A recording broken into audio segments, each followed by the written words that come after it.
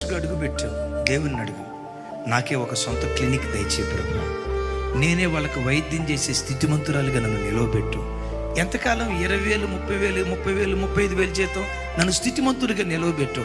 నా చేతి కింద కొంతమంది నర్సులు పనిచేయాలి ప్రభా. ఈరోజు పనివాడిగా అడుగుపెట్టా, ఈ పనివాడిని నువ్వు యజమానుడిగా చేయ్యా. క్రైస్తవుడు అంటే లేబరుడు అనే ముద్ర చెరిపివేయబడి అనేకులకు ఉద్యోగ అవకాశాలు కల్పించే స్థితిమంతులుగా దేవుడు మనలను లేవనెత్తునుగాక. ఎక్కడ ప్రజలు నేను